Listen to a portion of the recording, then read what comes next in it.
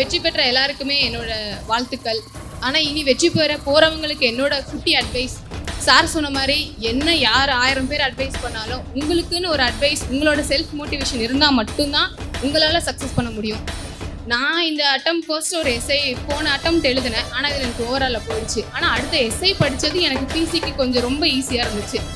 அதனால் நீங்கள் PC படிக்கிறவங்களே பிசிக்குன்னு concentration பண்ணி படிக்காதீங்க, எஸ்ஐக்கு படிங்க. என்னோட ஒப்பீனியன், நான் இதில் கற்றுக்கிட்டது.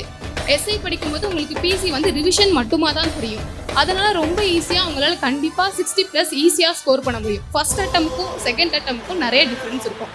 ஒரு சப்ஜெக்டை ஒரு வாட்டி படிக்கிறதுக்கும் 10 வாட்டி படிக்கிறதுக்கும் நிறைய டிஃப்ரென்ஸ் இருக்குது. உங்களுக்கு படிக்க தான் அதோட என்ன உண்மையான அதில் இருக்குன்றது உங்களுக்கு ஃபுல்லாக புரியும். அதனால் கண்டிப்பாக 6 மணிக்கு இல்லை 4 மணிக்கு எந்திரிக்கணும் அப்படின்னா 4 மணிக்கு எந்திரிச்சிடுங்க. அதுக்கப்புறம் கொஞ்சம் கொஞ்சமாக உங்களோட டைமிங்கை இன்க்ரீஸ் பண்ணிக்கோங்க. உடனே நான் 12 மணி நேரம் படித்தேன்னா அது 2 நாள் மட்டும்தான் ஒர்க் அவுட் ஆகும், அதுக்கப்புறம் ஒர்க் அவுட் ஆகாது. ஸோ ஒரு நாளைக்கு 4 மணி நேரம் படிங்க. அப்புறம் கொஞ்சம் கொஞ்சமாக உங்கள் டைமை இன்க்ரீஸ் பண்ணிக்கோங்க.